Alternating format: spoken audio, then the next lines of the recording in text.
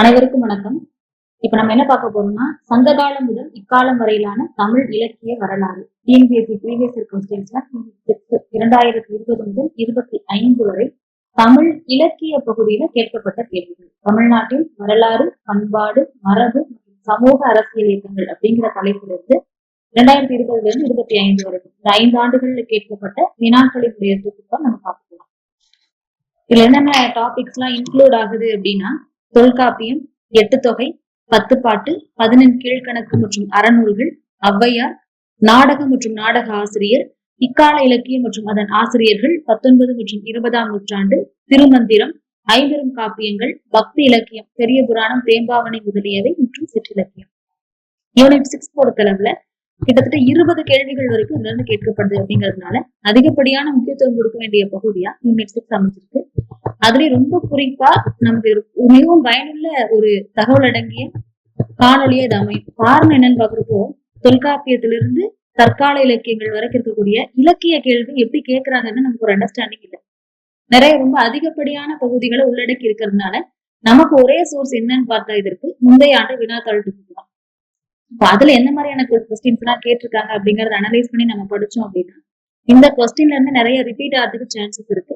இந்த model base பண்ணி தான் குரூப் 1, 2, 4 எல்லா எக்ஸாம்ஸ்க்குமே கேள்விகள் இடம்பெறும் அப்படிங்கிறதுனால நமக்கு ஒரு நல்ல ஒரு அனாலிசிஸ் பேசிஸ்ல ப்ரீவியஸ் இயர் கொஸ்டின் எல்லாம் ஒரு தொகுப்பா இருக்கக்கூடிய வேலையா இடம்பெறும். முதல் கேள்வி பாக்குறோம். வடவேங்கடம் தென்குமரி ஆயிடை தமிழ் கூறும் நல்லுலகம். These lines are mentioned in which Tamil book அப்படிங்கறத கேக்குறாங்க. வடவேங்கடம் அப்படிங்கிறது இன்றைக்கு இருக்கக்கூடிய திருப்பதி மலை அப்படின்னு சொல்லி பாக்குறோம். இப்போ அங்கிருந்து தென்குமரி அப்படிங்கிறது கடல் தோளால் மூழ்கப்பட்ட குமரி கண்டம் அப்படிங்கிறத பாக்குறோம். திருப்பதி முதல் ஆந்திர பிரதேசத்தில் இருக்கக்கூடிய திருப்பதி பகுதி முதல் இன்றைக்கு இருக்கிற குமரி மாவட்டம் வரைக்கும் இருக்கக்கூடிய ஒட்டுமொத்த பகுதியையும் தமிழ் நல்லுலகமாக கூறக்கூடிய நூல் எது அப்படின்னு தமிழ்நாட்டினுடைய எல்லையை வரையறுத்து சொன்ன நூல் தொல்காப்பியம் அப்படிங்கறத ஆன்சர் இருக்கு.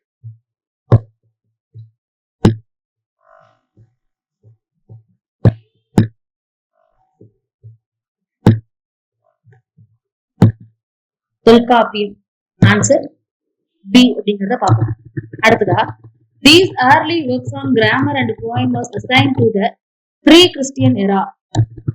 கிறிஸ்தவ காலத்திற்கு முன் எழுதப்பட்ட கவிதை மற்றும் இலக்கண நூல் எது அப்படிங்கறத கேக்குறாங்க.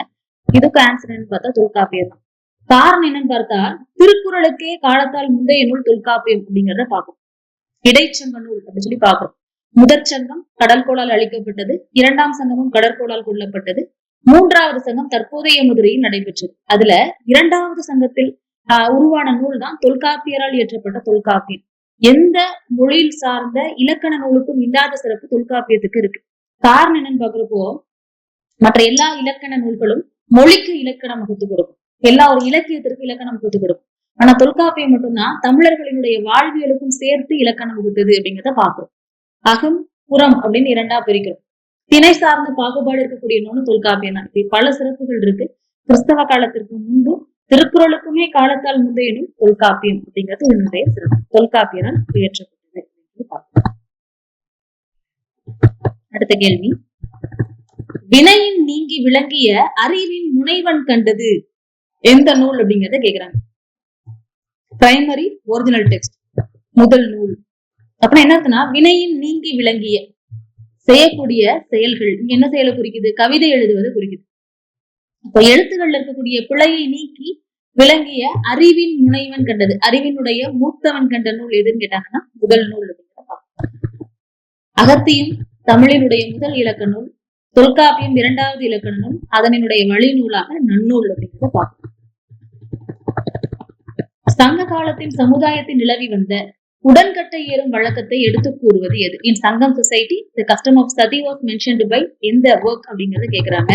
ஆன்சர் இதுக்கும் தொல்காப்பியம் தான். தொல்காப்பியத்துல உடன்கட்டை ஏறக்கூடிய செய்தி மென்ஷன் ஆயிருக்கு.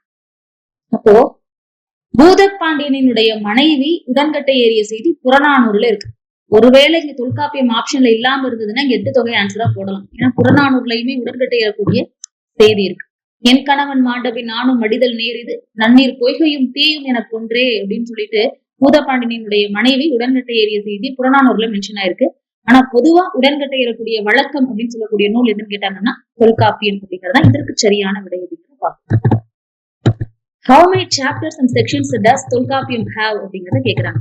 தொல்காப்பியத்தில் இருக்கக்கூடிய அதிகாரங்கள் மற்றும் இயல்கள் எத்தனைன்னு கேக்குறப்போ 3 அதிகாரங்கள் மற்றும் 27 இயல்கள். எழுத்து, சொல், பொருள். எழுத்தும் சொல்லும் மொழிக்கு இலக்கணம் வகுக்கிறது. பொருள் அதிகாரம் மனிதனினுடைய வாழ்வியலுக்கு அகம் புறம் இரண்டாக பிரித்து இலக்கணம் வகுக்கிறது. 3 அதிகாரங்கள் இருக்கு. ஒவ்வொரு அதிகாரத்திற்கும் 9 இயல்கள் அப்படிங்கிற விதம் 3 அதிகாரத்துக்கு 27 அதிகாரங்களை உடைய நூலாக தொல்காப்பியம் விளங்குகிறது. The blasting of the old, the ascendance of the new in the unchanging order of time. These lines are occurring in which book அப்படிங்கறத கேக்குறாங்க. பழையன கழிதலும் புதியன புகுதலும் வலுவழுகால வகையினானே என்னும் நூற்பா இடம்பெறும் நூல் எதுன்னு கேட்டாங்கன்னா நன்னூல் அப்படிங்கிறத பார்க்கணும். நன்னூல் பவணந்தி முனிவர் இயற்றிய நன்னூல் கிட்டத்தட்ட தொல்காப்பியத்திற்கு பிறகு தமிழில் நீண்ட கால இடைவெளிக்கு பிறகாக எழுதப்பட்ட இலக்கண நூல் நன்னூல் தான். மொழிக்கு நம்ம தொல்காப்பியத்தில் இருக்கக்கூடிய சில விஷயங்கள் கூட எதிர்ப்பு புதிரா இருக்கு, ஏற்றுக்கொள்ள முடியாத வகையில இருக்கு. ஆனா நன்னூல்ல இருக்கக்கூடிய எல்லா கருத்துக்களும் மொழியியல் சார்ந்து ஏற்றுக்கொள்ளக்கூடிய தன்மையை உடையதாக இருக்குது. நன்னூல் பார்க்கணும். முக்கியமான புத்தகம். இலக்கண பகுதியிலிருந்து கேள்வி கேட்டாங்கன்னா ஒண்ணு நன்னூல் அல்லது தொல்காப்பியம். ரெண்டுலதான் மாத்தி மாத்தி கேட்டுட்டே இருக்காங்க. நம்ம ஸ்கூல் புக்ல இருந்து இதுதான் இடம்பெற்றுட்டே இருக்கு. Tamil work describe the procedure of erecting hero stones அப்படிங்கிறத கேட்கிறாங்க. டேஷ் என்னும் தமிழ் இலக்கிய நூல் நடுகள் நடுவதற்கான நடுகள் நடுவதற்கான வழிமுறைகளை குறித்து விரிவாக எடுத்துரைக்கிறது அப்படின்னு கேட்கிறாங்க. அப்ப நடுகள்னால என்னன்னா தொல்காப்பியம் தான். ஒன்று, போரில் வீர மரணம் அடைந்த இனத்தலைவனுக்கு குழு தலைவனுக்கு அல்லது போரின் பொழுது ஆணிரைகளை கவர வந்த எதிரிகளை கொன்று வீழ்த்தியவனுக்கோ அல்லது ஆணிரைகளை கவர போன போர்ல இறந்து போன வீரனுக்கோ நடக்கூடியதான் நடுகள். பெரும்பாலும் முல்லை நில மக்கள் நடுகள் வழிபாடுடையவங்களா இருந்திருக்காங்க. அதை பற்றி சொல்லக்கூடிய நூல் என்னன்னு கேட்டீங்கன்னா தொல்காப்பியம் அப்படிங்கிறது தான் அதுக்கு சரியான விடை. அடுத்ததா எட்டு தொகை தொடர்பான வினாக்கள் அப்படிங்கறத கொடுக்குறாங்க. According to Purananuru who was the head of land poet அப்படிங்கறத கேக்குறாங்க. அப்ப என்ன அர்த்தம்? கற்றறிந்த சான்றோர்களின் தலைவனாக புறநானூறு யாரை குறிப்பிடுகிறது அப்படிங்கறது கேள்வி. கற்றறிந்த சான்றோர்கள், சங்கம் வைத்து தமிழ் வளர்த்த மரபினர் தமிழர்கள். மதுரையை சார்ந்த மக்கள் எல்லாருமே என்ன பண்ணிருக்காங்கன்னா சங்கம் வைத்து தமிழ் வளர்த்திருக்காங்க. அப்போ எல்லா மொழியியலாளர்களுக்கும் எல்லா நூல் எழுதக்கூடிய எழுத்தாளர்களுக்கும் புலவர்களுக்கும் அவர்களின் நூல்களை சமர்ப்பிச்சு அதை சரிபார்க்கக்கூடிய இடமாக இருந்தது சான்றோர் மன்றம் அப்படிங்கிறத பார்க்கிறோம். சான்றோர்களின் தலைவராக விளங்கியவர் மதுரை காஞ்சியை இயற்றிய மாங்குடி மருதனார் அப்படிங்கிறதா சரியான விடை. அடுத்த கேள்வி பாருங்க. ஏதிலாளன் கவலை கவற்ற ஒருமுறை அறுத்த திருமாவுண்ணி கண்ணகியின் வரலாற்றை குறிப்பது போல காணப்படும் இவ்வரிகள் இடம்பெற்ற சங்க இலக்கியம் எது அப்படிங்கறத கேக்குறாங்க. விடை நற்றிணை அப்படிங்கறத பாக்கணும். இந்த கேள்வி ரொம்ப முக்கியமானது. நம்ம ஸ்கூல் புக்ல எல்லாம் இல்ல இந்த கண்டென்ட். டிகிரி ஸ்டாண்டர்டுக்கு கேட்கக்கூடிய கேள்விகள் தான் இது. ஆனால் என்ன பண்ணலாம், பொதுவா கண்ணகியினுடைய வரலாறு தெரிஞ்சிருக்கணும் அப்படின்னு எதிர்பார்க்கலாம். ஒட்டு மொத்தமா டாபிக் கொடுக்குறாங்க. தமிழ் இலக்கிய வரலாறு பண்பாடு மற்றும் சமூக இயக்கங்கள் அப்படின்னு கொடுக்கறதுனால கேட்கறதுக்கு சான்சஸ் இருக்கு. தெரிஞ்சுக்க வேண்டிய ஒரு விஷயம் தான். ஏதிலாளன் கவலை கவற்று ஒரு முறை எடுத்து திருமாவுனி. கோவலன் கொலையுள்ளப்படுறான். சிலப்பதிகாரத்துல கோவலன் இறந்து போறான். கல்வன் அப்படின்னு பொய்க்குற்றம் சாற்றி நெடுஞ்செழியன், ஆரியப்படை கடந்த நெடுஞ்செழியன் அவனை கொள்றான். அதுக்கப்புறமா என்ன ஆகுதுன்னா நேர அமைச்சரவையை நோக்கி அவையை நோக்கி யார் நடந்து போறோம்னா கண்ணகி போற. நீதி கேட்டு கணவனினுடைய மரணத்திற்கு நீதி வேணும்னு கேட்டு போறப்போ அவ எப்படி மதுரையை எரிக்கிறா அப்படின்னா, ஏன்னா அவளுடைய பரல்கள் எல்லாமே மாணிக்கத்தை உடையது. யாருடையது? மன்னனினுடையது. கண்ணகியினுடையது முத்துப்பரல்கள் அப்படிங்கிறது என்ன ஆச்சு? மாறிடுச்சு. கடைசியா மன்னன் செய்த தவறுக்கு மதுரையை எரிக்கிறா கண்ணகி. என்ன பண்றா? தன்னுடைய ஒரு மார்பகத்தை அறிந்தறிந்து அதற்கு என்ன பண்றா? நீதி கேட்கிறா. தன்னுடைய கணவன் இறந்ததற்கு மதுரையை பற்றி எரிக்கிறது. அதனாலதான் ஒரு முறை எடுத்த திருமாவுண்ணி அப்படிங்கறத கேக்குறாங்க. இது இடம்பெற்ற நூல் என்னன்னு கேட்டீங்கன்னா நற்றிணை அப்படிங்கறத பார்ப்போம். அடுத்து 10வது கொஸ்டின். நும்மினும் சிறந்தது நுவ்வை ஆகும் என்று அன்னை கூறினள் புன்னையது சிறப்பே. அதுல நுவ்வை அப்படிங்கறதோட பொருள் என்ன அப்படிங்கறத கேக்குறாங்க. நும்மினும் சிறந்தது நுவ்வை அப்படின்னா உன்னோட சிறந்தவ உன்னுடைய அக்காள் அப்படின்னு அர்த்தம். அப்படியே அன்னை என்ன சொல்றாளாம்? புன்னை மரத்தை பார்த்து சொல்றாளாம். இந்த நூல் இடம்பெறக்கூடியது தமக்கை அப்படிங்கறத பாக்குறதுக்கான ஆன்சர் வந்து தமக்கை. உன்னை விட உன்னுடைய அக்காள் சிறந்தவள் அப்படிங்கிற செய்தி இடம்பெறுவது தமக்கை அப்படின்னு அர்த்தம். தமக்கைனா மூத்தவள் அப்படின்னு சொல்றாங்க. புன்னை மரத்தினுடைய சிறப்பை பற்றி பேசுறா. 11வது கேள்வி. தன் நாட்டை காத்து கொள்ள போரிடும் புறத்திணை எது அப்படிங்கறத கேக்குறாங்க. 12 வகை புறத்தினையும் கிளியரா பார்த்து வச்சுக்கணும். காஞ்சி அப்படிங்கறத அதற்கான விடை அப்படிங்கறத பாக்குறோம். தன்னுடைய நாட்டை காத்து கொள்ள போரிடுவது காஞ்சி. கீழ்கண்ட இணைகளில் தவறானது எது அப்படிங்கறத கேக்குறாங்க. பட்டினப்பாலை எழுதியது கடியலூர் உருத்திரங்கண்ணனார். கரெக்ட் தான். பட்டினப்பாலை ஒரு முக்கியமான வாணிபம் சார்ந்த நூலாக பார்க்கப்படுகிறது. வாணிப தகவல்கள் அதிகமாக உள்ளடக்கிய நூல். பூம்புகார் நகரத்தினுடைய வாணிப சிறப்பை கூறக்கூடிய நூல் எதுன்னு கேட்டாலும் பட்டினப்பாலை தான்.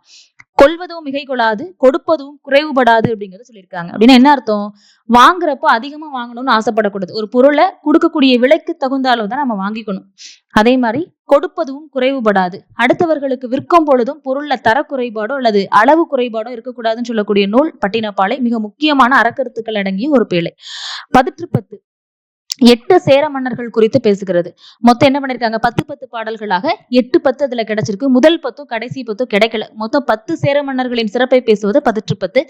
நமக்கு கிடைக்கப்பட்டது 8 சேர மன்னர்களினுடைய சிறப்புகள். கரெக்ட் தான். அடுத்ததா மதுரை காஞ்சி முதுகுடுமி பெருவெழுதி பற்றி குறிப்பிடுகிறது. மதுரை காஞ்சி மாங்குடி மருதனார் எழுதியிருக்காரு. மதுரை நகரினுடைய சிறப்பு, வைகை நதியினுடைய சிறப்பு, முதுகுடுமி பெருவெழுதியினுடைய சிறப்புன்னு நிறைய பேசியிருக்காங்க. கடைசியா திருவஞ்சை களம் அப்படிங்கிறது கரிகால் சோழனை பற்றி குறிப்பிடுகிறதுங்கிறத கொடுக்குறாங்க. கரிகால் சோழனை பத்தி என்ன ஆகலன்னா மென்ஷன் ஆகல. காரணம் என்னன்னு பார்த்தா திருவஞ்சை களம் அப்படிங்கிறது வஞ்சி நகர் அப்படின்னு அழைக்கப்படுகிறது. கரூரினுடைய வஞ்சியா இருக்கலாம் அப்படின்னு சிலர் சொல்றாங்க. கேரளாவினுடைய திருவஞ்சை களமா தான் இருக்கலாம்னு நிறைய பேர் சொல்றாங்க. சேரர்களினுடைய தலைநகரமாக விளங்கியது திருவஞ்சை களம் அப்படிங்கிறத பாக்குறோம். அதனால அங்க சோழர்களை பத்தி பேசுறதுக்கு வாய்ப்பு இல்லை. சோ இத தவறானது அப்படின்னு சொல்லி கேட்டாங்கன்னா என்னதான் 4 மட்டும்தான். Which book describe the marriage manner of சங்கம் ஏஜ் பீப்புள் அப்படிங்கறத கேக்குறாங்க. சங்ககால மக்களின் மனமுறைகளை பற்றி குறிக்கக்கூடிய நூல் எது? திருமண முறை அப்படின்னு சொல்லி பார்த்தா அகநானூறு தான். என்ன செய்தி இருக்கு இந்த அகநானூறுலன்னு பார்த்தா நிறைய பேர் சொல்லுவாங்க, அறிஞர்கள் எல்லாமே ஆர்கியாலஜிக்கல் எக்ஸ்கவேட்டர்ஸ் எல்லாம் சொல்லுவாங்க, தமிழர்களுக்கு தாலியும் சொல்லக்கூடிய திருமாங்கல்யம் அணியக்கூடிய வழக்கம் இல்லை அப்படின்னு சொல்லுவாங்க.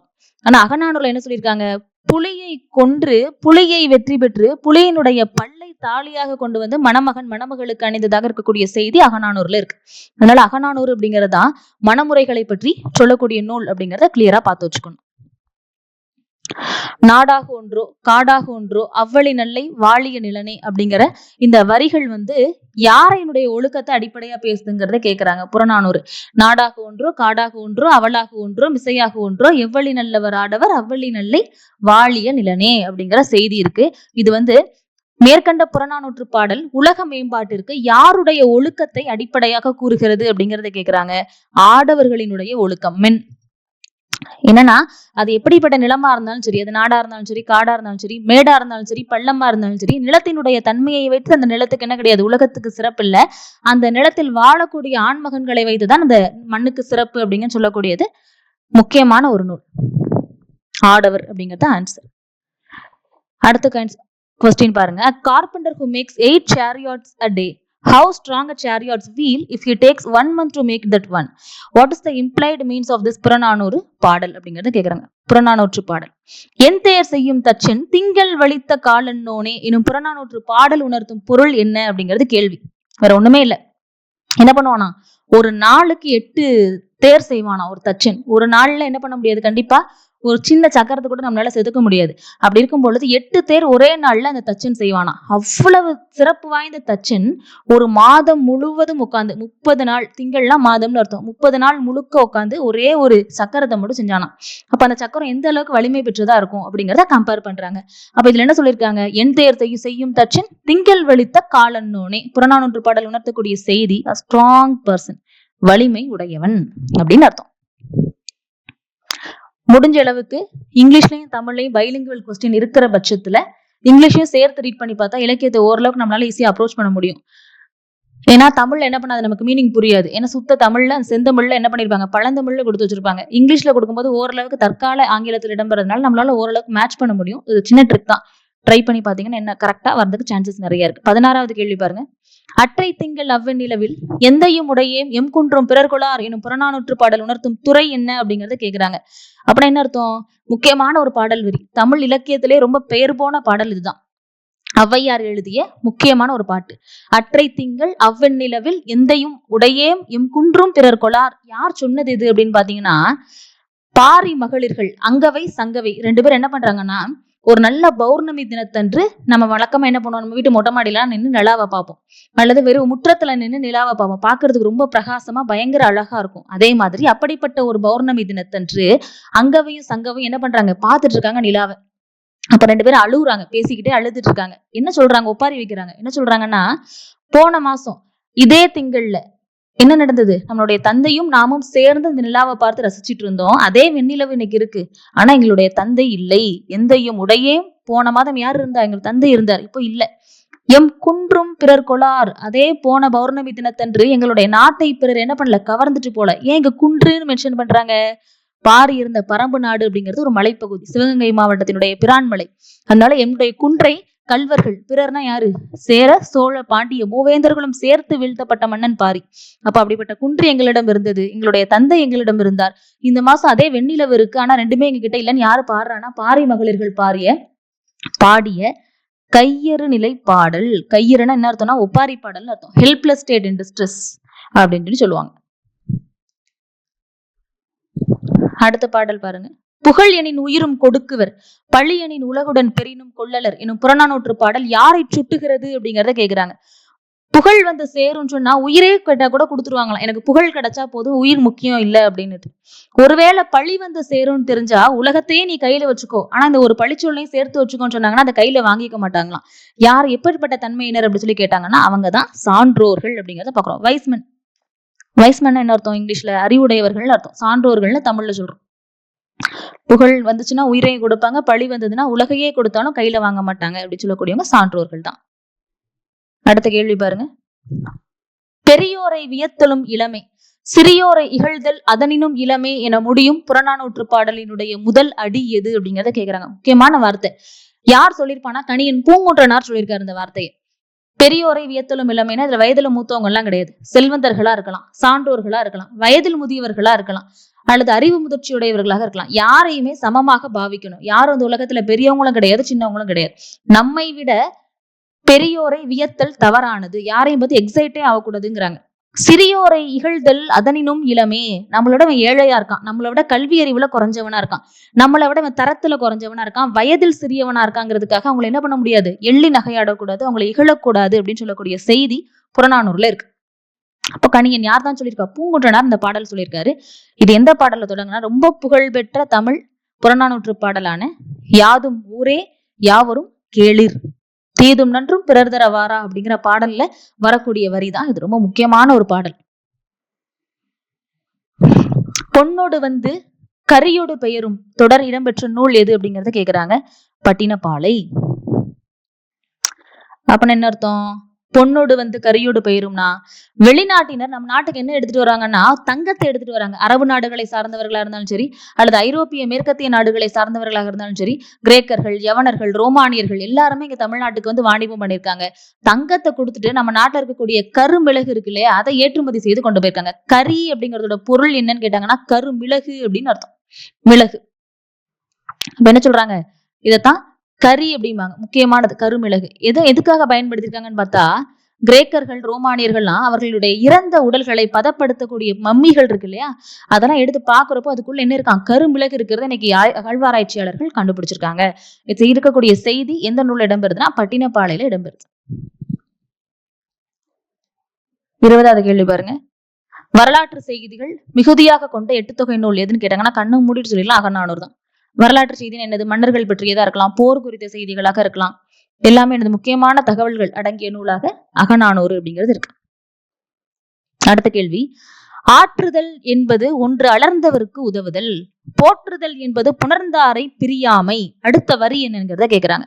ஆற்றுதல்னா என்ன அர்த்தம், உதவி செய்தல் அப்படின்னு அர்த்தம். உதவிங்கிறது எல்லாமே இருக்கிறவங்களுக்கு போய் நம்ம செய்யறது உதவி இல்லை, ஒண்ணுமே இல்லாம இருக்கக்கூடிய வறியவர்களுக்கு செய்வதுதான் உதவி. குறியெதிர்ப்பை நீரது உடைத்துன்னு சொல்லுவாங்க. நம்ம ஒரு உதவி பண்ணோம்னா திருப்பி நமக்கு அதை திருப்பி செய்வாங்கிற எக்ஸ்பெக்டேஷனோட நம்ம பண்ணோம்னா அது கரெக்டான ஹெல்ப் கிடையாது. எந்த ஒரு எதிர்பார்ப்பும் இல்லாமல் எந்த ஒரு பின்புலமும் இல்லாதவர்களுக்கு நம்ம செய்யறதுதான் உதவி அப்படிங்கிறத பாக்குறோம். போற்றுதல் என்பது புணர்ந்தாரை பிரியாமை. எது போற்றத்தக்க விஷயம், நம்மை சேர்ந்து இருக்கக்கூடிய சுற்றத்தாரை பிரியாமல் இருக்கிறதா போற்றுதலுக்குரிய விஷயம். அடுத்து கீழே இருக்கக்கூடிய அடுத்த வரி என்னன்னு கேக்குறாங்க. பண்பெனப்படுவது பாடறிந்து ஒழுகுதல் அப்படிங்கறதான். பண்பெனப்படுவது பாடறிந்து ஒழுகுதல்ங்கிறதா அடுத்த லைன். அடுத்து பாருங்க. அப்ப என்ன பண்றாங்க, வரிசையே கேக்குறாங்க, ஆர்டர் கூட மாறாம கேக்குறாங்க. பின்வரும் 8 தொகை நூல்களுள் அதிகமான பாடல்களை கொண்ட நூல் எது, அதிகமான பாடல் 500 அப்படிங்கிறத பாக்குறோம்.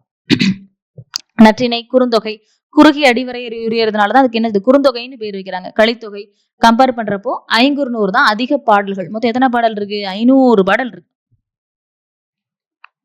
500 பாடல்களை உடையது 500 அப்படிங்கிறத பார்க்கணும். சங்க பாடல்களை தரத்தில் மிஞ்சியவை உலக இலக்கியத்தில் இல்லை என்று கூறிய கேம்பிரிட்ஜ் பல்கலைக்கழக பேராசிரியர் யார் அப்படிங்கறத கேக்குறாங்க.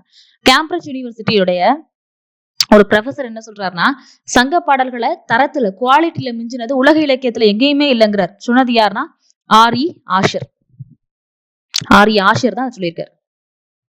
யாழூலே பிறப்பினும் யாழ்கவைதாம் என் செய்யும் சூழுங்கால் நுண்மகள் நுமக்காங்கு அணையாளே என்ற கலித்தொகை பாடல் உணர்த்தும் கருத்து என்ன அப்படிங்கறத கேக்குறாங்க.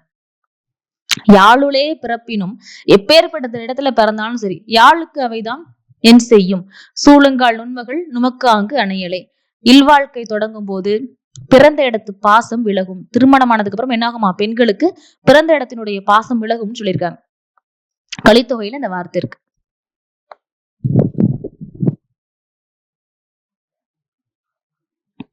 இசை எங்க தோன்றுறதுன்னா யாழ்ல தோன்றுது இல்லையா?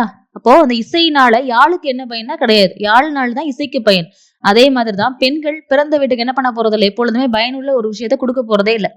பூந்த வீட்டுக்கு போனதுக்கு அப்புறமா பிறந்த வீட்டை என்ன பண்றாங்க? அந்த பாசத்தை விளக்கிக்கிறாங்கிறத யாழுடைய பிறப்பிலும் யாழ் கவிதாம் என் செய்யும் இசையை கம்பேர் பண்றாங்க. சூழுங்கால் நுண்மகள் நுமக்கு அங்கு அணையலே, உன்னுடைய மகள் அல்ல அப்படிங்கறது சொல்லியிருக்காங்க. 25வது கேள்வி பாருங்க. செம்புல பெயல் நீர் போல டேஷ் நெஞ்சம் தான் கலந்தனவே. ஃபால் இன் லவ், அன்புடை நெஞ்சம் தான் கலந்தனவே. யாயும் யாயும் யாராகியரோ எந்தையும் நுந்தையும் எம்முறை கேளிர் யானும் நீயும் எவ்வளி அரிதும் செம்புல பெயல் நீர் போல அன்புடை நெஞ்சம் தான் கலந்தனவே. நான் யாருன்னு உனக்கு தெரியாது, நீ யாருன்னு எனக்கு தெரியாது. நம்ம 2 பேரும் முன்னாள் பின்னால் என்ன கிடையாது, உறவினர்கள் அல்ல. உன்னுடைய தந்தை யாரோ என்னுடைய தந்தை யாரோ. ஆனால் நம்ம இப்ப எப்படி ஆயிட்டோம்? நம்ம இருவரும் கொண்ட அன்பின் மிகுச்சியால் அன்பினுடைய உச்சத்தினால செம்புல பெயல் நீர் போல செம்மண்ணில் மழை நீர் கலந்தால் எப்படி ஒன்னோட ஒண்ணு பிரிக்க முடியாத தன்மையில மாறி போகுமோ அப்பேற்பட்ட நிலைக்கு நம்ம 2 பேர் வந்திருக்கோம் அப்படின்னு காதல் வாழ்க்கையை சொல்லக்கூடிய நூல் என்னதான் குறுந்தொகையில இருக்கக்கூடிய பாட்டு அன்புடை அப்படிங்கிறத பாக்குறோம். சங்க இலக்கியத்துல போர்க்களத்தினை கண்ட வீரத்தாயின் நிலையை போற்றியவர் யாருன்னு கேட்டாங்கன்னா ஒக்கூர் மாசாத்தியார். முதல் நாள் போரில் தந்தையை இழக்கிறாள், மறுநாள் போரில் தன்னுடைய கணவனை இழக்கிறாள், 3ஆம் நாள் போரில் பால்மனம் மாறாத ஒரு பச்சிலம் குழந்தை தன்னுடைய மகனை போர்க்களத்திற்கு அனுப்புகிறாள். அவன் புறமுதுகில் காயம்பட்டு மாண்டான் அப்படின்னு சொல்லக்கூடிய ஒரு படை வீரனினுடைய செய்தியை கேட்டு கையில் ஒரு மிகப்பெரிய வாளை எடுத்துக்கொண்டு போர்க்களம் நோக்கி நடந்து ஒருவேளை தன்னுடைய மகன் வீரத்திற்கு மாய்ந்து போய் புறமதுகிட்டு இறந்திருந்தானா அவனுக்கு பாலூட்டிய மார்பகத்தை அறிந்தறிவேன்னு சொல்லிட்டு போறா. ஆனா போய் ஒவ்வொரு கையில இருக்கக்கூடிய வாழ்நாள புரட்டி புரட்டி பாக்குற இருக்கக்கூடிய படைக்கல பிணங்கள் எல்லாத்தையும் திருப்பி பாக்குறப்போ தன்னுடைய மகன் மார்பில் வில்லம்பு பட்டு இறந்து கிடக்கிறத பார்த்தோன்னே மிகவும் அவனுடைய பெற்ற நேரத்தை விட தற்போது பெருமகள் அடைந்தேன்னு சொல்லக்கூடிய வீரத்தாயினுடைய சிறப்பு நிலையை சொல்லக்கூடிய நூல் புறநானூர்ல இருக்கக்கூடிய செய்தி. ஒக்கூர் மாசாத்தியார் தான் அந்த பாட்டை என்ன பண்ணிருக்காங்க, எழுதியிருக்காங்க. ரொம்ப சிறந்த ஒரு புறநானூற்று பாடலா அது பார்க்கப்படுது. சங்க புலவர்கள் தங்கள் கவிதைகளை எங்கே வகைப்படுத்தினர் அப்படின்னு என்ன அர்த்தம்னா சங்கத்தை எங்க வளர்த்தாங்கன்னு இன்டைரக்டா கேக்குறாங்க. கவிதைகள் எங்கே வகைப்படுத்தினாங்க? இது அகம் சார்ந்த இலக்கியமா, புறம் சார்ந்த இலக்கியமா, சங்க இலக்கிய பாடல்கள் இது வைக்கலாமா வேணாமா, இந்த மாதிரியான ஒரு அனாலிசிஸ் பண்ணிருக்கக்கூடிய சங்க பலகையில் சங்கத்தவர் அமர்ந்து மற்ற புலவர்கள் எல்லாம் அவர்கள் முன் தங்கள் எழுதிய கவிதைகளை சமர்ப்பித்து குறைகளை களைந்து நிறைகளை சேர்த்து நிவர்த்தி செய்யக்கூடிய ஒரு இடமாக சங்கம் இருந்தது. தலைமைச் சங்கராக யார் வந்திருந்தா? சங்க தலைவராக இருந்து சிவபெருமானே தொடங்கி வைத்ததாக நம்பப்படுகிறது. தமிழ் வளர்த்த மதுரை அப்படின்னு சொல்றோம் இல்லையா? சங்க புலவர்கள் கவிதைகளை வகைப்படுத்திய இடம் மதுரை அப்படிங்கிறத பார்க்கணும். அடுத்த கேள்வி பாருங்க. வேற்றுமை தெரிந்த நாற்பாலுள்ளும் கீழ்ப்பால் ஒருவனும் அவன் பட்டுடுமே என்ற புறநானூற்று பாடலில் கீழ்ப்பால் மேற்பால் அப்படிங்கறதுடைய உட்கரு என்ன அப்படிங்கறத கேக்குறாங்க. வேற்றுமை தெரிந்த நாற்பால் உள்ளும் கீழ்ப்பால் ஒருவனும் அவன் படுமே என்ற புறநானூற்று பாடல். மேற்பால் கீழ்ப்பால் பிறப்பினால் வரும் சிறப்பினும் கல்வி அறிவினால் எய்தும் பெருமை அப்படின்னு அர்த்தம். இதுக்கு answer the one who attain fame and name not by birth but by education. எப்பொழுதுமே ஒருவன் இந்த குலத்துலதான் நாற்பால் உள்ளும்னா என்ன அர்த்தம்? வேற்றுமை தெரிந்த நாற்பால் உள்ளும். ஓகேவா? அப்ப அந்தனர், சத்திரியர், வைசியர் மற்றும் சூத்திரர் அப்படின்னு 4 பிரிவாக இனங்கள் என்ன பண்றாங்க, வர்ணாசிரம அடிப்படையில பிரிக்கிறாங்க. இந்த நாள்லயுமே ஒருத்தன் கீழே இன்னொருத்தன் மேல நம்ம சொல்லிட முடியுமானா முடியாது. குடிப்பெருமை அப்படிங்கிறது என்ன பண்ண முடியாது, பேசவே முடியாது. அப்போ ஒருவனுடைய கல்வி அறிவினால மட்டும்தான் அவன் எப்பேற்பட்ட குடியை சார்ந்தவன் அப்படிங்கறது நம்மளால என்ன பண்ண முடியுது, யூகிக்க முடியுது. ஒருத்தன் உயர்ந்தவன் ஒருத்தன் தாழ்ந்தவன்கிறது அவனுடைய பிறப்புனால எப்பொழுதுமே இடம்பெற முடியாது, எடை போடக்கூடாது. வள்ளுவம் சொல்லுது என்னன்ட்டு, எப்பேற்பட்ட தன்மையினராக இருந்தால் கூட, எந்த குடியில பிறந்திருந்தாலும் கூட அவங்களுடைய ஒழுக்க நெறி, அவங்களுடைய செயல்பாட்டுல மட்டும்தான் அவங்களுடைய குடியை நம்மளால தீர்மானிக்க முடியும் அப்படிங்கிற சொல்ல. பிறப்புக்கும் எல்லா உயிருக்கும் சிறப்போவா செய்தொழில் வேற்றுமையான் அப்படிங்கிறத திருக்குறள் சொல்லியிருக்கு. அதே செய்திதான் இங்கேயும் கொடுக்குறாங்க. பட் இது இருக்கக்கூடியது என்னங்கன்னு பார்த்தா புறநானூற்று பாடல். வேற்றுமை தெரிந்த நாற்பாலும் கீழ்ப்பால் ஒருவனும் அவன் பட்படுமே என்ற புறநானூற்று பாடல கீழ்ப்பால் மேற்பால், பிறப்பினால் வரும் சிறப்பினும் கல்வியறிவினால் ஏதும் பெருமை அப்படின்னு அர்த்தம். அடுத்த கேள்வி, one who give food will give life. What's the meaning of this புறநானூற்று பாடல்? நீரின்றி அமையா யாக்கைக்கு எல்லாம் உண்டி கொடுத்தோர் உயிர் கொடுத்தோரே. இதே செய்தி மணிமேகலையில இருக்கு. உண்டி கொடுத்தோர் உயிர் கொடுத்தோர் அப்படிங்கிற செய்தி. சாப்பாடு கொடுத்தவங்க தான் உயிரை கொடுத்தவங்க அப்படின்னுட்டு. அப்போ யாரெல்லாம் உணவு கொடுக்குறாங்களோ அவங்க எல்லாமே உயிர் கொடுக்குறவங்க. உணவு வழங்குவதனுடைய முக்கியத்துவத்தை தான் இதுல அதிகமா பேசியிருக்காங்க. நீரின்றி அமையாது உலகம். உலகத்துக்கு அடிப்படையாக அமைவதே நீர் ஆதாரம் தான். அப்படிப்பட்ட அந்த உலகத்துல உயிர்கள் நீடித்து வாழ்வதற்கு காரணமான உணவை கொடுக்கிறவங்க தான் உயிர் கொடுக்கிறவங்க அப்படின்னு சொன்ன நூல் புறநானூறு. இந்த செய்தி இடம்பெறக்கூடிய நூல். அடுத்த கேள்வி, கொங்குதேர் வாழ்க்கை அஞ்சிரை தும்பி என்று தொடங்கும் குறுந்தொகை பாடலின் 2வது அடி எது? காமம் செப்பாது கண்டது மொழிமு. இதுல இருக்கு, குறுந்தொகையில இருக்கு. என்ன பாடல் எல்லாருக்கும் தெரியும் நினைக்கிறேன். தருமிக்கு பொற்கிளி வழங்குவதற்காக சிவபெருமான் தருமிக்கு அருளிய பாடல். அப்ப பாண்டிய மன்னன் ஒரு போட்டி அறிவிக்கிறான். சிறந்த கவிதையை கொண்டு வந்து தர்றவங்களுக்கு பொற்கிளி, பொன் முடிப்பு பரிசா தரேன்னு கட்டி தொங்க விட்டுருக்கான். எல்லா புலவர்களும் போய் என்ன பண்றாங்க, அவங்களுடைய பாடல்களை சமர்ப்பிக்கிறாங்க. நக்கீரர் மதுரையினுடைய தலைமை சான்ற அரசவை புலவரா அமர்ந்திருக்காரு. அப்போ ரொம்ப வறுமையில வாடக்கூடிய தருமி சிவபெருமானை வேண்டும் பொழுது சிவபெருமான் இந்த பாடல் அவருக்கு பாடி இதை போய் நேர பாண்டியனுடைய அவைக்களத்துல பாடினா உனக்கு பரிசு கிடைக்குங்கிறான். அதனால என்ன பண்றாரு, பாடுறாரு தருமி. கொங்குதேர் வாழ்க்கை அஞ்சிரை தும்பி காமம் செப்பாது கண்டது மொழிமோ பழியது கிளிய நட்பின் மயிலியல் அறியவும் உளவோ நீ அறியும் பூவே அப்படிங்கிற ஒரு சிறந்த பாடல் பாடுறாங்க. அப்பதான் ஒரு பெரிய ஒரு போரே வரும். பெண்களினுடைய கூந்தலுக்கு இயற்கையிலேயே மனம் இருக்குங்கிற மாதிரி அந்த பாட்டு அமைஞ்சிருக்கு. அதை எதிர்த்து நக்கீரர் பேசுறாரு. நெற்றிக்கண் திறப்பினும் குற்றம் குற்றமே, சங்கருப்பது என் தொழில் சங்கரனாருக்கு ஏது தொழில்னு கேட்கிறாரு.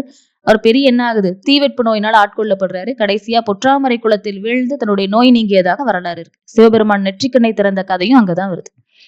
அதனால என்னதான் காமம் செப்பாது கண்டது மொழிமோ அப்படிங்கிற பாடல். அடுத்த கேள்வி, கீழ்கண்டவற்றை சரியாக பொருத்தி சரியான விடையை தேர்ந்தெடுக்க அப்படிங்கிறத கேக்குறாங்க. மருதனார் அப்படிங்கிறது என்னதான், ஓடகரம். வங்கனார் அப்படிங்கிறது இடைக்காடு குமரி, புலவர்களும் அவர்கள் வாழ்ந்த பகுதியும். மருதனார் வாழ்ந்தது செங்கை, ஓடகரம் அப்படிங்கிறது செங்கை செங்கல்பட்டு. வங்கனார் வாழ்ந்தது இடைக்காடு குமரி மாவட்டம். ரைட்டா, முக்கியமானது. காடனார் வாழ்ந்தது ஆலங்குடி, புதுக்கோட்டை மாவட்டத்தினுடைய ஆலங்குடி பகுதியில வாழ்ந்திருக்காரு. கந்தரத்தனார் வாழ்ந்தது குறுங்குடி, எனக்கு இருக்கக்கூடிய நெல்லை பகுதியில் இருக்கிற குறுங்குடி அப்படிங்கிறத பாக்கணும். அப்போ மொத்தமா என்னது ஆப்ஷன் சி 1 2 3 4 டைரக்டா மேட்ச் ஆயிருக்கு. அடுத்த கேள்வி, இன்னுயிர் தருதலும் மாற்றுமோ முன்னிய தேயத்து முயன்று செய்பொருளே என வரும் கலித்தொகை பாடல்ல இடம்பெறும் திணை யாது அப்படிங்கிறத கேக்குறாங்க. பாலைக்களி. கலித்தொகையில வரக்கூடிய பாலைக்களி அப்படிங்கிறத பாக்குறோம். இன்னுயிர் தருதலும் மாற்றுமோ முன்னிய தேயத்து முயன்று செய்பொருளே. இப்ப என்ன அர்த்தம்னா, எப்பொழுதுமே முயற்சியினால் செய்யக்கூடிய வினையும் வினையினால் வரக்கூடிய பொருளும் தான் உயிர் தரக்கூடியது அப்படின்னு சொல்லக்கூடியது பாலைக்களிங்கிறத பார்க்கணும்.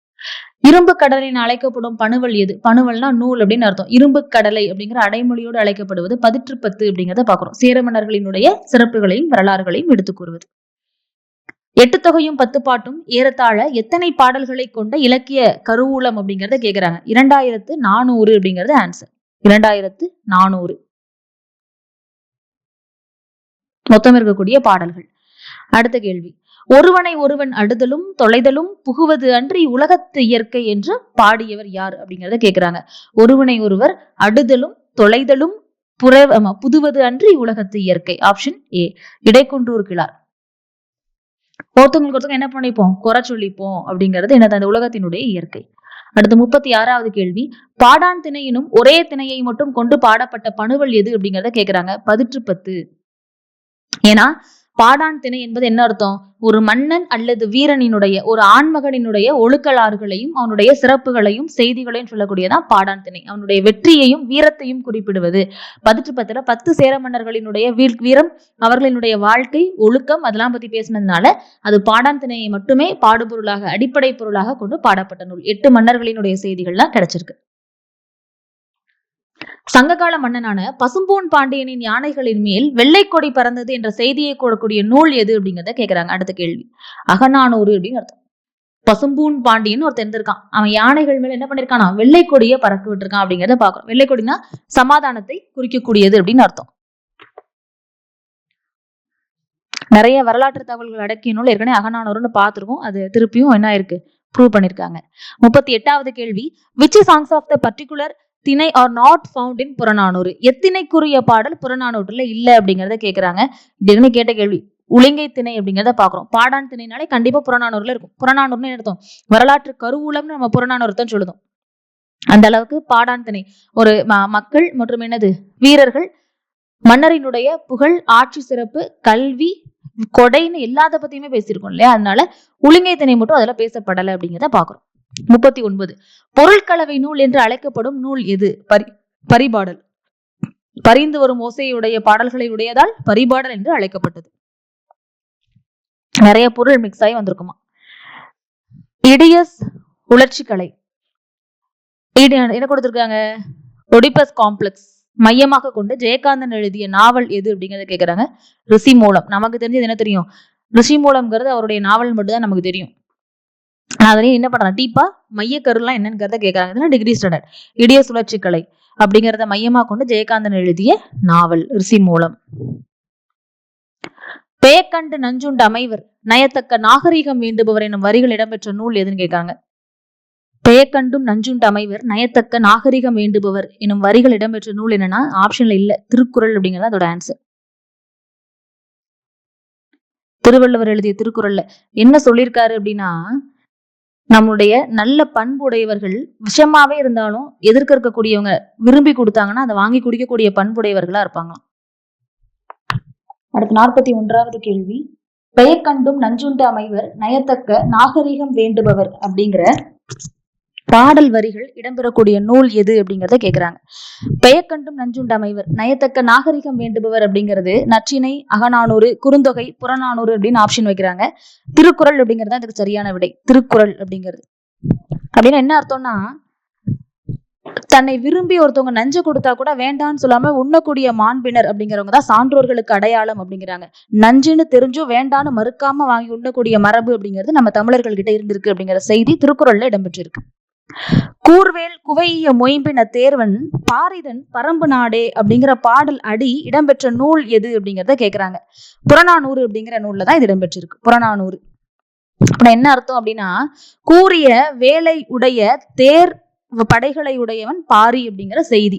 அப்ப என்ன சொல்றாங்க, கடையேழு வள்ளல்கள்ல ஒருத்தன் வேளிர்குல தலைவர் பிரான்மலை, இன்னைக்கு சிவகங்கை மாவட்டத்தில் இருக்கக்கூடிய பிரான்மலை தான் சங்க காலத்துல பரம்பு மலை அப்படின்னு அழைக்கப்பட்டது. அங்க ஆட்சி செய்த மன்னன் குறுநில மன்னன், குறுநில தலைவன் அப்படிங்கிறவங்க தான் பாரி, வேல்பாரி அப்படிங்கிறவர் இருந்திருக்காரு. சேர சோழ பாண்டிய மூவேந்தர்களால் வீழ்த்தப்பட்ட ஒரு மன்னர் யாருன்னு கேட்டாலும் அதுவும் யார் தானா, பாரி அப்படிங்கிற சிறப்பு. புறநானூறுல அவரை பற்றிய செய்திகள் அதிகமா இடம்பெறத பாக்குறோம். அடுத்து 43வது கேள்வி, பின்வரும் சங்க இலக்கிய நூல்கள்ல சங்க காலத்து சேரர்களை பற்றி குறிப்பிடும் நூல் எது அப்படிங்கிறத கேக்குறாங்க.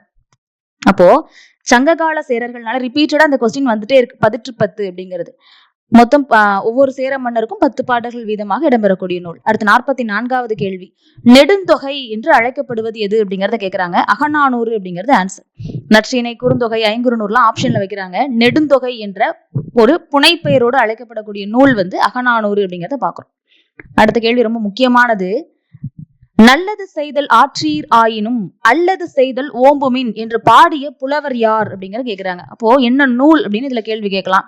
அல்லது இதற்கு அடுத்த செய்யுள் வரி என்ன அப்படிங்கறத கேள்வி கேட்கலாம். நரிவிருத்தலையார் அப்படிங்கிறவர் பாடியிருக்காரு. நரிவிருத்தலையார் என்ன அர்த்தம்? நல்லது செய்ய முடியலனாலும் பரவாயில்ல, அடுத்தவங்களுக்கு தீமை செய்யாமல் இருத்தலே சிறந்தது அப்படின்னு அர்த்தம். நல்லது செய்தல் ஆற்றீராயினும் அல்லது செய்தல் ஓம்புமின் அதுதான். பல்சான்றீரே பல்சான்றீரே பயனுள் மூப்பின் பல்சாரின்றே நரைமுதிர் திரைக்கவுளல் பயனின் மூப்பின் பல்சான்றீரேன்னு சொல்லிட்டு வரும் அந்த பாட்டு. அப்படின்னா என்ன அர்த்தம்? நரை தெரிந்து வயதாகி ஒரு எனது கூற்றுவன் அழைப்பதற்கு முன்பாக உங்களால கெட்ட விஷயம் பண்ணாம இருக்கிறதாவது எனது பெட்டர் அப்படிங்கிற மாதிரி அந்த பாட்டுல சொல்லியிருப்பாங்க. 46th கொஸ்டின் பாருங்க. சங்க காலத்துல பண்டமாற்று முறை இருந்தது அப்படிங்கிறது எந்த நூல்ல குறிப்பிடப்பட்டுள்ளது அப்படிங்கறத கேக்குறாங்க. குறுந்தொகை அப்படிங்கிற நூல்ல பண்டமாற்று முறை, பார்ட்டர் சிஸ்டம் அப்படிங்கறத சொல்லுவோம் இல்லையா? அப்போ சங்க காலத்துல இருந்த வாணிபம் முழுக்க முழுக்க பொருட்களை கொடுத்து அதற்கு மாற்றாக தேவையான பொருட்களை வாங்குறதா. சர்ப்ளஸ் உபரியா இருக்கிற பொருள் என்ன பண்ணுவாங்கன்னா மற்ற நாடுகளுக்கு ஏற்றுமதி பண்ணுவாங்க. நமக்கு தேவையான பொருட்களை அந்த நாடுகள்ல இருந்து இறக்குமதி பண்ணுவாங்க. இப்ப எக்ஸாம்பிளுக்கு நெல்லை கொடுத்துட்டு உப்பை பெற்ற செய்தி அப்படிங்கிறது அகநானூறுல இருக்கு. ஆடினுடைய பாலை கொடுத்துட்டு அதுக்கு பதிலா என்ன வாங்கியிருக்காங்க? நெல்லை வாங்கியிருக்காங்க. நெல்லும் உப்பும் நேரான விலையில, சமமான விலையில இருந்தது சங்க காலம் அப்படிங்கிறத பாக்குறோம். உமணர்கள் என்ன பண்ணுவாங்கன்னா எல்லா திணைகளுக்கும் போய் உப்பை வித்துட்டு தேவையான பொருட்களை வாங்கிட்டு போன செய்திகள் சங்க இலக்கியங்கள்ல குறிப்பிடப்பட்டிருக்கு. சாலமன் என்ற மன்னனுக்கு வாசனை திரவியங்கள், அகில், பட்டு, சந்தனம் போன்ற மயில் தொகை போன்ற அனைத்து பொருட்களையும் தமிழ்நாட்டில இருந்து ஏற்றுமதி பண்ணிருக்காங்க. மாற்றாக பொன் முடிச்சுகளை இறக்குமதி பண்ணிருக்காங்க. நம்ம தமிழ்நாட்டினுடைய கருமிளகிற்கு மாற்றாக ரோமானிய எகிப்தியர்கள் அவங்களுடைய தங்க மூடைகள் என்ன பண்ணிருக்காங்க? ஃபுல்லா தமிழ்நாட்டுல வந்து குவிச்சதாக செய்திகள் இருக்கு. அரேபியர்கள் கிட்ட எதை கொடுத்து வாங்கியிருக்கோம்? குதிரைகளை பெற்று தங்கத்தை மாற்றாக கொடுத்தோம் அப்படிங்கிற செய்திகள்லாம் இருக்கு.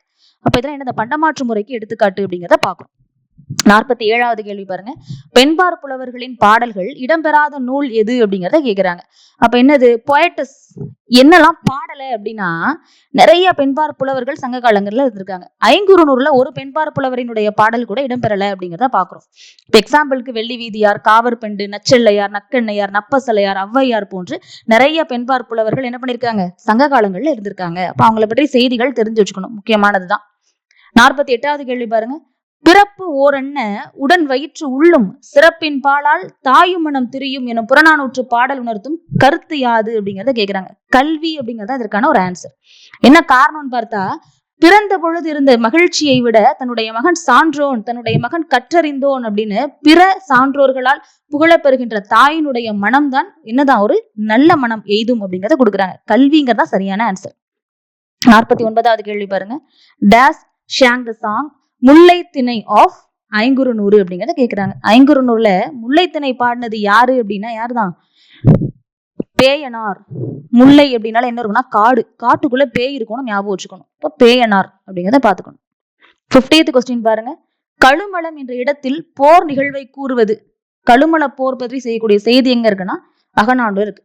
வரலாற்று செய்திகள் அதிகம் இடம்பெற்ற நூல் என்னன்னு கேட்டாங்கன்னா அகநானூறு. ஆனா வரலாற்று கருவூலம் கேட்டாங்கன்னா அது என்னது? புறநானூறு அப்படிங்கிறத பாக்குறோம். வரலாற்று பெட்டகமாக புறநானூறு திகழ்கிறது. 51 கொஸ்டின் பாருங்க. செம்புல பயல் நீர் என்ற சொற்றொடர் யாருடைய அன்பிற்கு உவமையாக குறுந்தொகையில் கூறப்பட்டுள்ளது? தலைவி மற்றும் தலைவனது அன்புக்கு உவமையாக கூறப்பட்டுள்ளது. குறுந்தொகை பாடல். யாயும் யாயும் யாராகியரோ எந்தையும் நுந்தையும் எம்முறை கேளர் யானும் நெய்யும் எவ்வளி அறிந்தும் செம்புல பயல் நீர் போல அன்புடை நெஞ்சம் தான் கலந்தனவே அப்படின்னு வரும் இல்லையா? இப்ப அந்த பாட்டு தலைவன் தலைவியினுடைய அன்பை பற்றி பேசக்கூடியது. 52வது கேள்வி. மலையுளே பிறப்பினும் மலைக்கு அவைதாம் என் செய்யும் அப்படிங்கிற பாடல் வரி வந்து எந்த நூல்ல இடம்பெற்றிருக்கு அப்படிங்கிறத கேக்குறாங்க. கலித்தொகை. இந்த பாடல் ரொம்ப ஒரு நல்ல பாடல், அருமையான பாடல். மலையுளே பிறப்பினும் மலைக்கு அவைதாம் என் செய்யும்.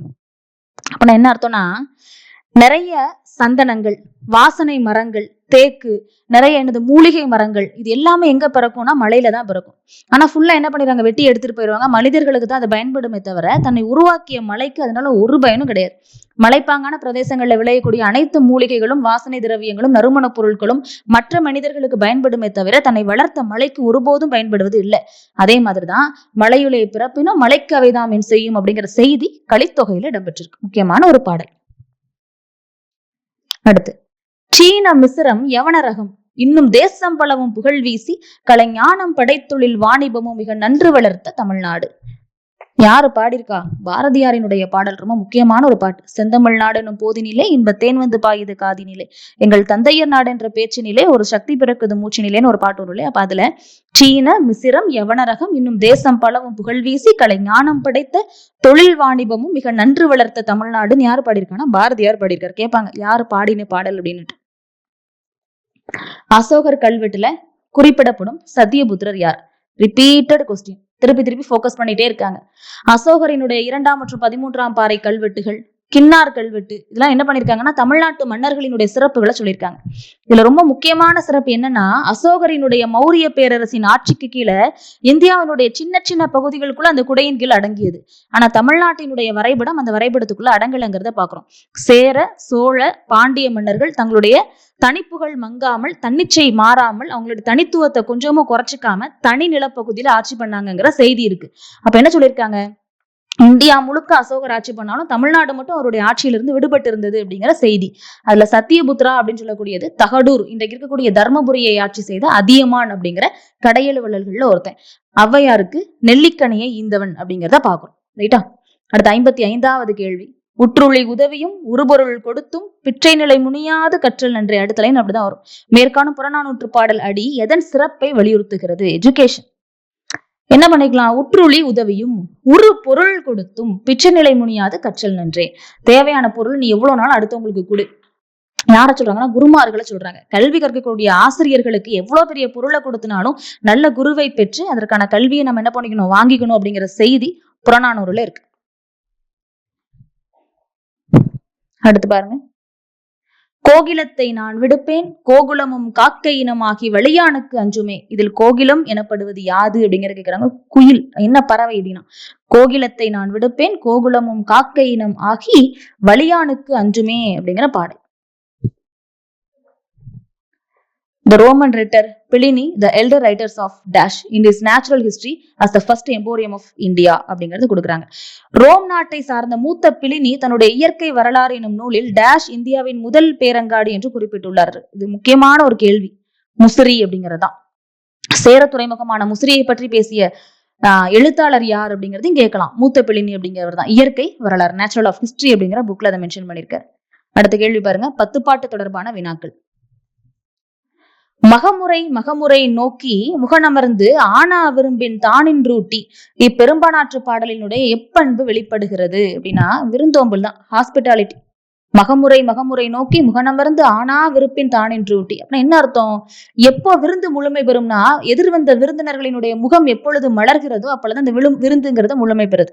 நம்மளை நாடி வந்தவங்களுக்கு உணவு இருந்தக்கூடிய அந்த பண்புங்கிறது ரொம்ப தலையாய பண்பா. தமிழர்களினுடைய பண்பு என்னதான்? வந்தாரை வரவேற்கக்கூடிய விருந்தோம்பல் பண்பு தான். 59th கொஸ்டின் பாருங்க. ஹூஸ் கால்ட் அஸ் பாணன் அக்கார்டிங் டு தமிழ் லிட்ரேச்சர். பாணன் எனப்படுபவர் யார் அப்படின்னு சொல்லி கேட்டாங்கன்னா பாட்டு பாடுறவங்க தான். விரலியர்கள் அப்படின்னா ஆடல் ஆடிக்கொண்டே பாட்டு பாடக்கூடியவங்க. பாணன் பாடினி அப்படின்னா பாடல் பாடக்கூடியவங்க தான். எல்லா மன்னர்களையும் வள்ளல்களையும் தேடி சென்று அவர்களினுடைய புகழ்களையும் ஒழுக்கலாறுகளையும் பாடல்களாக பாடி பரிசு பெற்று திரும்பக்கூடியவர்கள் தான் பாணன் மற்றும் பாடினி அப்படிங்கிறவங்க.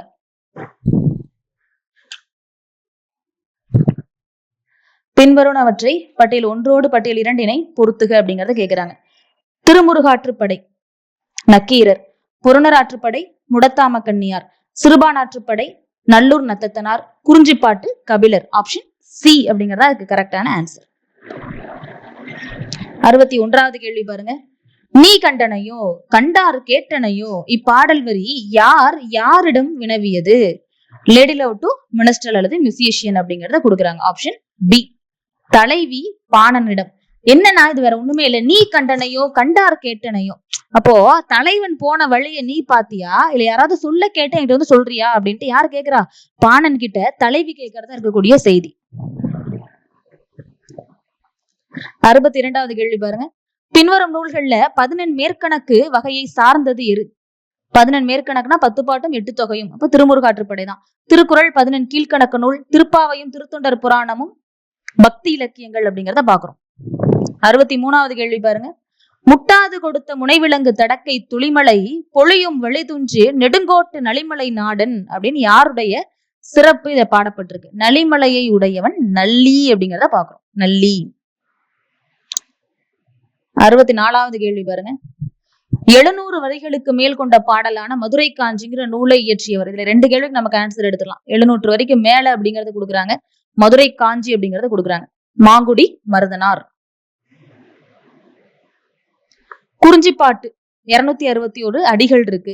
முல்லைப்பாட்டு 103 அடிகள் இருக்கு. குறுகிய அடிவரைகளையுடைய 10 பாட்டு நூல் முல்லைப்பாட்டுங்கிறத மறக்க கூடாது. நெடுநெல் வாடை 188 வரிகள் இருக்கு. மலைபடுகடாம் 261 வரிகள் இருக்கு. ஆப்ஷன் சி அப்படிங்கறதா இருக்கு சரியான விடை. 66வது கேள்வி பாருங்க. ஓங்குதிரை வியன் பரப்பின் ஒளி முன்னீர் வரம்பாக என்ற அடியில் காணப்படும் முன்னீர் என்பதன் பொருள் என்ன அப்படின்னா முன்னீர்னா 3 வகையான நீர் அப்படின்னு அர்த்தம். ஆற்று நீர், ஊற்று நீர், மழை நீர் அப்படிங்கறதா சரியான விடை. ஓங்குதிரை வியன் பரப்பின் ஒளி முன்னீர் வரம்பாக. அதுல முன்னீர் அப்படின்னா என்ன அர்த்தம்? வரம்புனா எல்லை அப்படின்னு அர்த்தம். 67வது கேள்வி பாருங்க. திருமுருகாற்றுப்படை புலவராற்றுப்படை அப்படின்னு அழைக்கப்படுது.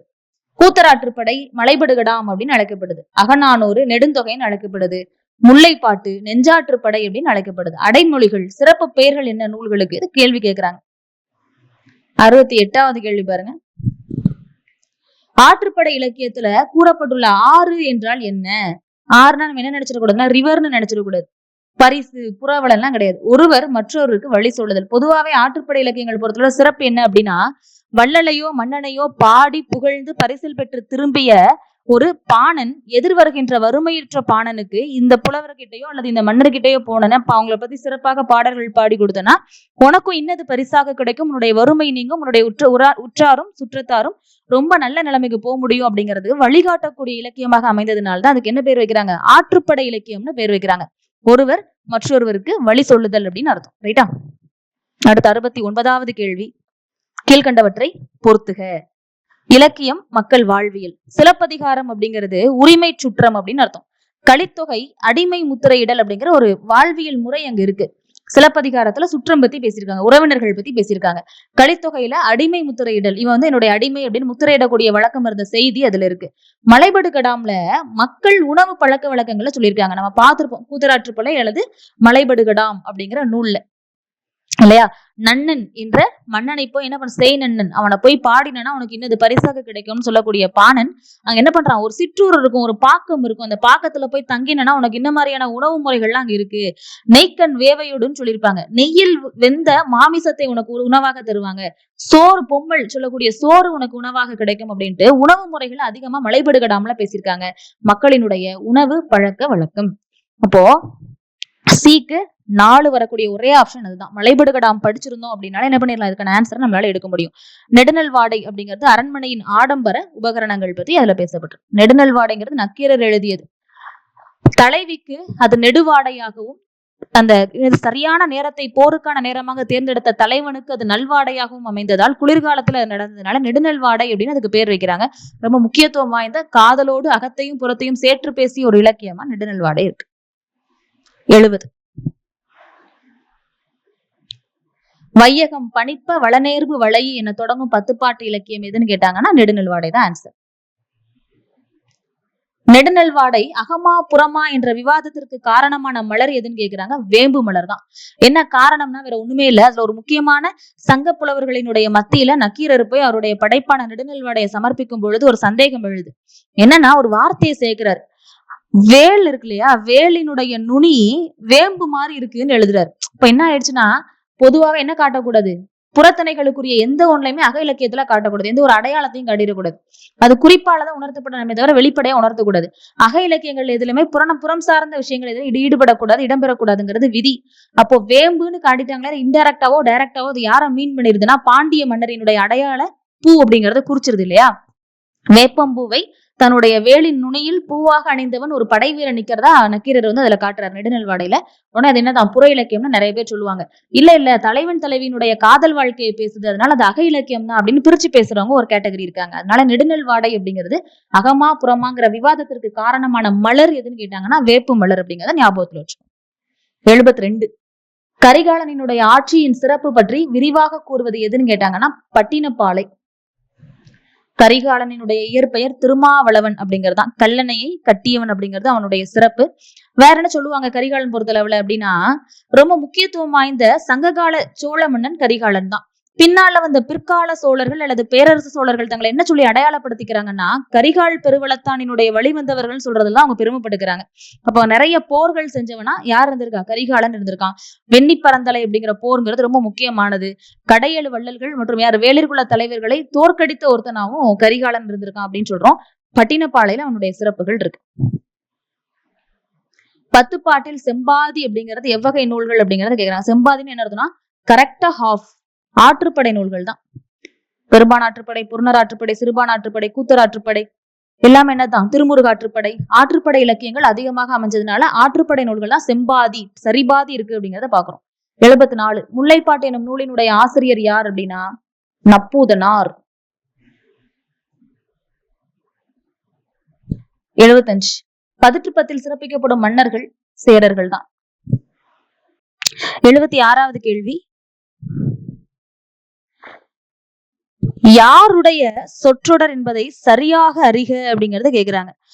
பழங்கள் அதிகம் கொண்டுள்ள மரங்களை சுற்றிலும் பறவைகள் பறந்து வருவது போல நான் மிகவும் பெரிய கரிகாலனின் அரண்மனையை வைக்க சென்றேன் அப்படிங்கிற வரியை யார் சொல்லியிருப்பாங்கன்னா முடத்தாம கண்ணியார் சொல்லியிருப்பாங்க. கரிகாலனை பற்றி பாடல்கள் பாடியது யாருன்னு கேட்டாலும் முடத்தாம கண்ணியார் தான். பிளாங்கா என்ன இது மட்டும் கேட்பாங்க. கரிகாலனை பற்றி செய்திகள் இடம்பெறக்கூடிய பாடல்களை இயற்றிய புலவர் யாருன்னு கேட்டாங்கன்னா முடத்தாம கண்ணியார் தான். பழம் நிறைய இருக்கிற மரத்தை சுத்தி என்ன பண்ண எப்பவுமே பறவைகள் கூட்டம் கூட்டமா போயிட்டே இருக்கும். அது மாதிரிதான் கரிகாலனினுடைய ஒரு பெரிய அரண்மனை நோக்கி நான் என்ன பண்ணிட்டே இருக்கேன்னா போய்கிட்டே இருக்கேங்கிறாங்க முடத்தாம கண்ணியார். கரிகாலனினுடைய கொடை சிறப்பு அப்படிங்கிறது இங்க தெரிய வருது. 77வது கேள்வி, நெஞ்சாற்றுப்படை எனும் வேறு பெயர் கொண்ட 10 பாட்டு நூல் எது அப்படின்னு கேட்டாங்கன்னா முல்லைப்பாட்டு தான். முன்னாடி நம்ம பார்த்தோம் பொறுத்துகளை. 78, திரையிடும் மணலிலும் பலரே உரைசல மலர்தலை உலகம் ஆண்டு கழிந்தோரே என்ற வாழ்க்கையின் நிலையாமை தன்மையை எடுத்துரைக்கும் வரிகள் இடம்பெற்றுள்ள நூல் எது அப்படிங்கறத கேக்குறாங்க. மதுரை காஞ்சி. என்ன அர்த்தம்? திரையிடும் மணலிலும் பலரே உரைசல மலர்தலை உலகம் ஆண்டு கழிந்தோரே. அப்ப எப்படிப்பட்ட உலகம் இது? உலகத்தினுடைய தன்மையை பற்றி மதுரை காஞ்சி எதுல சொல்லுதுன்னா நிலையாமையை குறிக்குது. நிலையாமை அப்படின்னா எதுவுமே எங்க பெர்மனன்ட் கிடையாது. Nothing is permanent in this வேர்ல்டுன்னு சொல்லுவாங்க இல்லையா? அப்ப அது மாதிரிதான் இந்த உலகத்தினுடைய சிறப்பே இங்க இருக்கக்கூடிய மணல் இருக்கு இல்லையா? மணல் துகள்கள் அந்த எண்ணிக்கையின் அளவுக்கு என்ன பண்ணிருக்காங்களா, மண்ணுக்குள்ள நிறைய பேர் வாழ்ந்து முடிச்சவங்க இருக்காங்க. பல மன்னர்களா இருக்கலாம், நிறைய செல்வம் படைத்த வசதி படைத்தவர்களா இருக்கலாம், அல்லது மிகவும் ரொம்ப வறுமையில வாடின ஏழைகளா இருக்கலாம், நிறைய அமைச்சர்களா இருக்கலாம், நிறைய சான்றோர்களா இருக்கலாம், நிறைய படிச்சவங்களா இருக்கலாம், முட்டாள்களா இருக்கலாம். எல்லாருமே நிறைய பேர் என்ன பண்ணிருக்காங்க, இந்த உலகத்துல வாழ்ந்துட்டு போயிருக்காங்க. இப்ப அப்பேற்பட்ட திரையிடும் மணலிலும் பலரே உரைசல மலர்தலை உலகம் ஆண்டு கழிந்தோரே அப்படின்னு வாழ்க்கையினுடைய நிலையாமை தன்மையை எடுத்துரைக்கக்கூடிய நூல் மதுரை காஞ்சி அப்படிங்கிறத பாக்குறோம். திருக்குறள்ல சொல்லியிருப்பாங்க, நெருநெல் உளனொருவன் இன்றில்லை என்னும் பெருமை உடைத்து உலகன். திருக்குறள்ல திருவள்ளுவர் அதே கருத்து சொல்லியிருப்பாரு. நேற்று இருந்தவன் இன்னைக்கு இல்லைன்னு சொல்லக்கூடிய சிறப்பு தான் இந்த உலகத்திற்கு உரியதுன்னு சொல்லுவாங்க. அதே கருத்து தான். 79வது பாருங்க, 10 பாட்டு நூல்கள்ல அதிக அடியளவினை கொண்டது எதுன்னு கேட்டாலும் அது என்னதான்? மதுரை காஞ்சி தான். அடிவரையறை அதிகம். 80வது கேள்வி, நீண்ட காலத்தில் சங்ககால 8 சேர அரசர்கள் குறித்தும் அவர்கள் ஆண்ட பகுதிகள் சாதனைகள் குறித்தும் கூறக்கூடிய நூல் எதுங்கிறத கேக்குறாங்க. சங்க காலத்துல 8 சேர அரசர்கள்னாலே டக்குன்னு என்ன சூஸ் பண்ணிடணும்? 10 சூஸ் பண்ணணும். கிட்டத்தட்ட 10 கேள்விகளுக்கு மேல இதுவே ரிப்பீட்டடா ப்ரீவியஸ் இயர்ல கேட்டிருக்காங்க. அதனால திருப்பி அதை சூஸ் பண்ணி கொடுத்துட்டே இருக்காங்க. 81வது கேள்வி பாருங்க, கீழ்காணும் அரச வம்சங்களில் 10 நூலில் குறிப்பிடப்படுவது யார் பற்றி அப்படின்னா யாருதான்? சேரர்கள் பற்றி தான் கொடுத்திருக்காங்க. 82வது கேள்வி, பழமொழிகளை தொகுத்தமைத்து தெய்வ வழிபாட்டுடன் சேர்த்து இயற்றப்பட்ட சதகங்கள் எவை? பழமொழிகள் என்ன பண்ணுவாங்களாம்? தொகுக்கிறாங்க, அதை தெய்வ வழிபாட்டோடு சேர்க்கிறாங்க. தண்டலையார் சதகம், கோவிந்த சதகம், இதெல்லாம் என்னது? சிற்றிலக்கிய வகைகள்ல நம்ம பாக்குறோம். 83வது கேள்வி பாருங்க, திருநாவுக்கரசர் கல்வியில் கரையில்லாத நகரம்னு எந்த நகரத்தை குறிப்பிட்டாருன்னு கேக்குறாங்க. ரொம்ப முக்கியமான ஒரு கேள்வி இது, ரிப்பீட்டடா கேட்டுட்டே இருக்காங்க. கல்வி கரையில என்னதான்? காஞ்சி நகரத்தை பத்தி கொடுக்குறாங்க. கல்விக்கு எல்லையே இல்லாத காஞ்சி மாநகர்னு சொல்லுவாங்க. திருநாவுக்கரசர், அப்பர், வாகீசர், நிறைய சிறப்பு பெயர்கள் அழைக்கக்கூடியவர் தான் யாரு? திருநாவுக்கரசர். அப்போ அவர் என்ன சொல்லியிருக்காங்கன்னா காஞ்சி நகரத்தினுடைய சிறப்பை பற்றி பேசியிருக்காரு. நல்லா தெரிஞ்சுக்க வேண்டிய விஷயம், காஞ்சியை பற்றி நிறைய இருக்கு. கல்வி மாநகர் அப்படின்னாலே அந்த காலத்துல என்னதான் இருந்திருக்குன்னா காஞ்சி நகர் தான் இருந்திருக்கு. நாலந்தா பல்கலைக்கழகத்துல கல்வி பெற்ற யுவான் சுவாங் அவருடைய உயர்கல்விக்காக வந்தது காஞ்சியினுடைய கடிகை அப்படின்னு பாக்குறோம். கடிகைனா பல்கலைக்கழகம்னு அர்த்தம். அப்ப இந்த மாதிரி என்ன பண்ணிருக்காங்க, நாலந்தா பல்கலைக்கழகத்தை விட சிறந்த நகரமாக கல்வியில் காஞ்சி நகரம் விளங்கியது அப்படிங்கிறத பாக்குறோம். 84வது கேள்வி எடுத்ததா, மாங்குடி தமிழ் பிராமி கல்வெட்டில் குறிப்பிடப்படும் பெயர் என்ன அப்படிங்கறத கேக்குறாங்க. மாங்குடினால என்னதான்? மாங்குளம் குகை கல்வெட்டுன்னு சொல்லுவாங்க. மாங்குளம் குகை கல்வெட்டு ஆப்ஷன் ஏ நெடுஞ்செழியன். என்ன தெரிஞ்சுக்கணும் அப்படின்னா, இந்த மாங்குளம் தமிழ் பிராமி கல்வெட்டுகளை பத்தி நிறைய செய்திகள் இருக்கு. இதை படித்தறிந்தது யாருன்னு கேட்பாங்க. ஐராவதம் மகாதேவன் அப்படிங்கிறவர் தான் என்ன பண்றாரு? படிக்கிறாரு. அப்ப போறப்போ அது என்ன சமண படுகைகளா இருக்கு, சமணர்களினுடைய பள்ளிகளைகளா இருக்கு. ஃபுல்லா என்னது? அவங்க தூங்கக்கூடிய இடங்கள், உறங்கக்கூடிய இடங்கள் தான் அது. அதுல சுவற்றில் என்ன பண்ணிருக்காங்கன்னா மன்னர்களினுடைய பெயர்கள், கொடை கொடுத்தவர்களினுடைய பெயர்கள், ஊர் பொதுமக்கள் பற்றிய செய்திகளை என்ன பண்ணுவாங்க, நிறைய குறிச்சு எழுதி வச்சிருப்பாங்க. சமணர்கள் பொதுவாக எங்கெல்லாம் போய் தங்குறாங்களோ அங்கெல்லாம் பள்ளிகள் அமைச்சு கல்விகளை பரப்பியிருக்காங்க. அப்படி மாங்குளம் குகை கல்வெட்டை படிச்சு பாக்குறப்போ தமிழ் பிராமி எழுத்துக்கள் அதுல இருந்திருக்கு. அதை படிக்கிறதுக்கு ரொம்ப கஷ்டமா இருக்கும்னு ஒரு யோசிச்சு பார்த்திருக்காரு. ஆனா பாக்க ரொம்ப சுலபமா வாசிக்கக்கூடிய அளவுலதான் இருந்திருக்கு. நெடுஞ்செழியனினுடைய பெயர் அதுல இடம்பெற்றது அப்படிங்கிறத பாக்குறோம். 85வது கேள்வி, தோழி அறத்தோடு நிற்றல் எந்த துறையில் அமைந்த நூல் அப்படிங்கறது கேக்குறாங்க. குறிஞ்சிப்பாட்டு.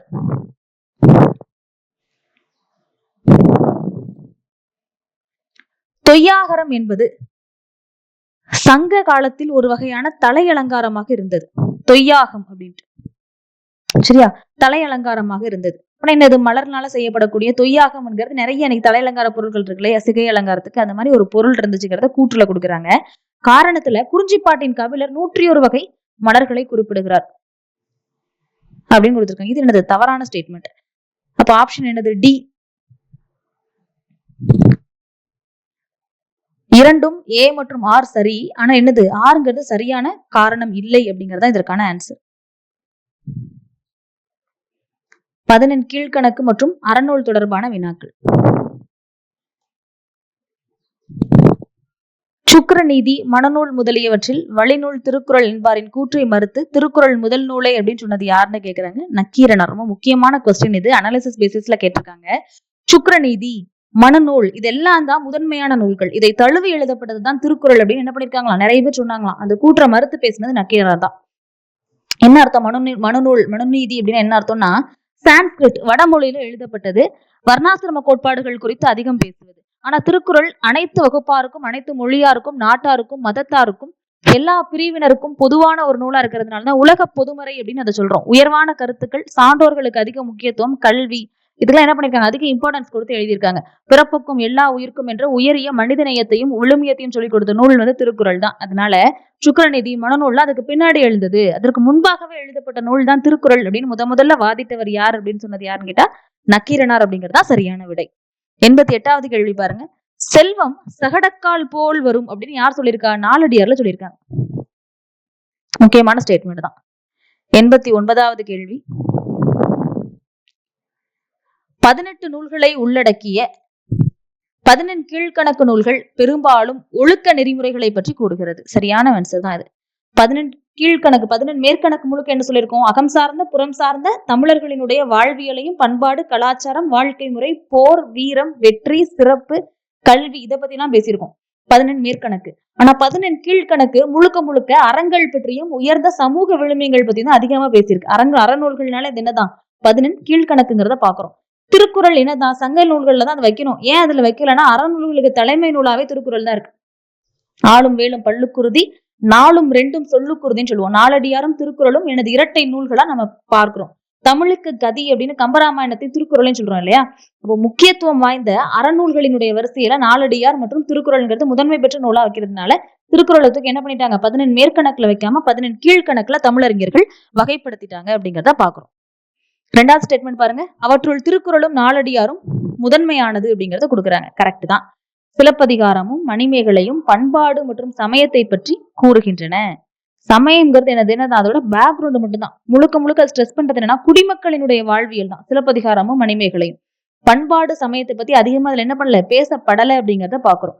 எல்லா இலக்கியங்களும் முடிமக்களை பற்றி, நாடாளக்கூடிய மன்னர்களை பற்றி பேசிய காலத்தில் சாதாரண குடிமக்களையும் வாணிப குடிகளையும் பற்றி பேசிய இலக்கியம் சிலப்பதிகாரம்.